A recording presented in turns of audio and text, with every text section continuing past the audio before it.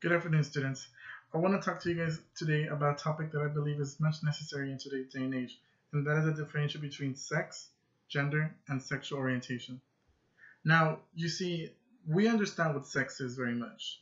Sex is basically whether you're male or female. The American Psychological Association defines sex as a person's biological status and is typically categorized as male or female. That is, we can look at a baby's genitalia and right there and then we can tell whether they're female or male. Or we can look at the chromosomes and we can say X and X means female and X and Y means male. That is something we have been taught since middle school. But something that we are not taught and we are very bad at doing nowadays is interchanging the word sex and gender. You see, sex and gender are not interchangeable. They're actually very, very different. The American Psychological Association can actually differentiate between these two. They state that sex usually refers to the biological aspect, as I said before, X and X, X and Y. Whereas gender implies the psychological, behavioral, social, and cultural aspects of being male or female, which basically means how feminine or masculine someone is. We can define gender in a spectrum, so to say. This side being the most masculine, this side being the most feminine. We can move from side to side as much as someone would desire.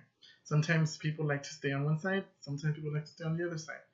Sometimes people want to change. Sometimes people don't even want to be considered masculine or feminine. They just want to be themselves. They don't want to have that label, which is completely fine. We have to understand that gender and sex cannot be used interchangeably.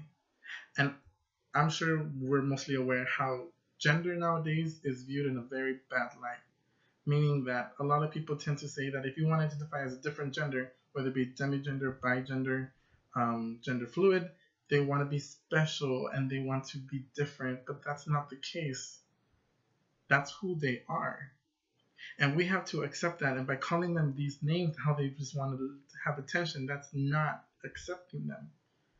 We have to consider them, how would you say? You have to accept them and encourage them to say that, you know what, whatever you identify as, that is valid. A very famous case in recent times is the announcement of Bruce to Caitlyn Jenner. Many people couldn't believe it. But here it is, an Olympian, the man's man, as they said, comes out and says that she identifies as a woman. And many people said that he was looking for fame, but how can we say that about a person? We don't know the person.